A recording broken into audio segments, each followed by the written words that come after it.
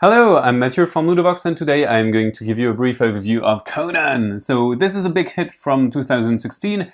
It is an adventure game with an overlord for 2 to 5 players, ages 14 and up, and it plays in 90 minutes to 100 minutes, so around maybe 2 hours.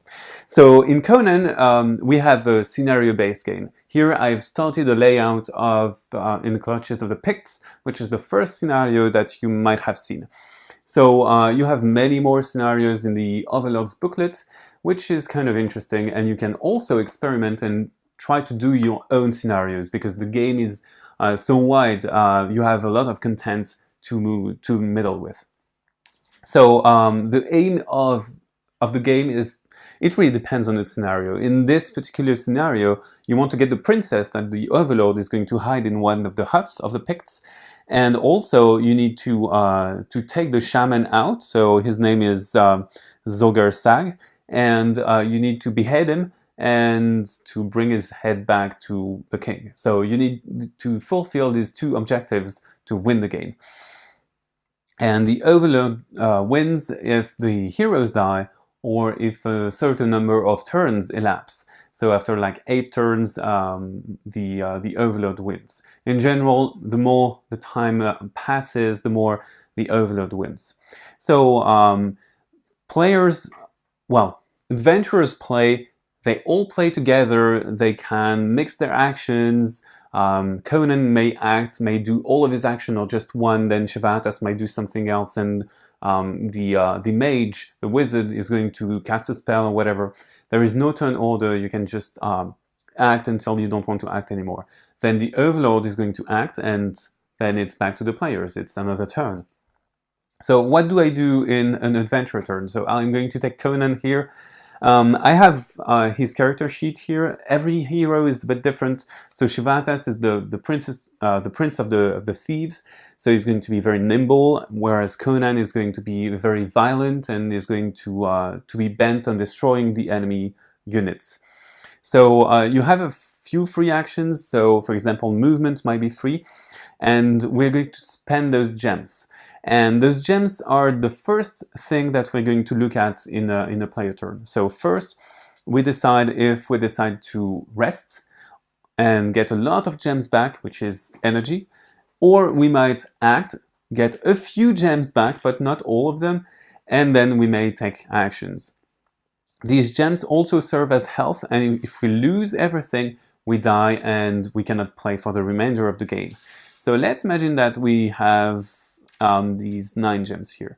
So I might act and I might take an action. So walking is an action, but it's kind of free. So for example, here I have 2 free movement points, and I can spend up to 4 gems to increase my movement. So for example, 1, 2, and then I want to go beat up the serpent, and then I'm going to spend 1, 2, 3 gems, and maybe a 4th, because there is a door here and it costs 1 gem. So I'm going to take 4 gems, and it's going to be put in that square, and I cannot move for the remainder of the turn.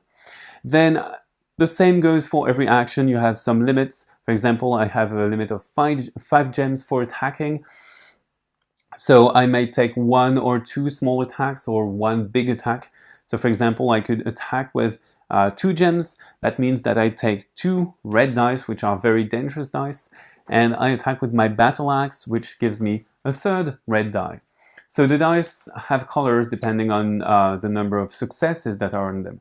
So I roll the dice, and then the overlord may try to defend with the giant snake. So the giant snake has some defense. It has 3 points of defense, so it negates 3 points of damage. And the overlord might spend gems also. He uses gems for defense, and usually defense is rolling orange dice. So for example, I would spend 2 dice and roll my two dice here. So I negate 3 points of damage because of the serpent, 2 points here, so the serpent is safe and the overlord is okay with it. So there is also a re-rolling action for both the players and the overlord, and this is very important. It allows you to spend 1 gem to re-roll 1 die. Once the players have acted, it's the Overlord's turn. So the Overlord first would take a few gems back. So here, 5 gems. I would take 5 gems and put them in my active board. And all of these gems may be spent as energy. I can activate up to 2 tiles from this river. So the tiles are going to have a cost that increases if I go right. So for example, I might activate the blue picked hunters for 1 gem, but if I want to activate the snake, it's going to cost 5. So for example, if I activate the blue picked hunters, I pay 1, I put the tile at the end of the line, spend my gem, push all of this, and then do the thing with all of the blue picked hunters. So they might move, they might attack, they might do whatever they're supposed to do, and they have stats. Like for example, they can jump. They can also attack with 2 yellow dice, because it's written here. They have 1 point of defense. They move up to 2 squares, for example. These are the basic units.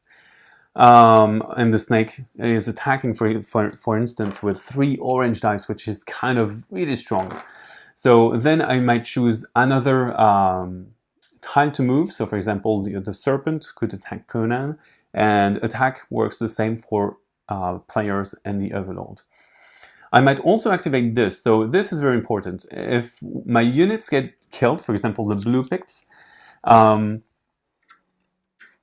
could activate this tile and pay a bit more to get to reinforce. And if I reinforce, what I do is that I can put these units back by paying a bit of energy. So they come back. Special units such as the snake wouldn't get reinforcement because they don't have that symbol, so the tile just gets flipped and it pollutes my river, so I cannot use it anymore. The mini is going to be off the board, and it just costs more for everything that I do. And I can pay some gems to remove it entirely from my board, which enables my river to be smaller. So as I told you, the game ends if all the human or adventurers are dead, or if the objectives of the game are fulfilled. And in this case, you have a winner. So you might experiment with the different scenarios. You can play with a certain number of players. For example, the Picts is best with 4 or 5 players, and some other scenarios are meant for 2 or 3 players. It really depends on what you want to do, and then you might try to experiment. Well, you know almost everything about Conan. Well, bye-bye, and see you on LudoVox.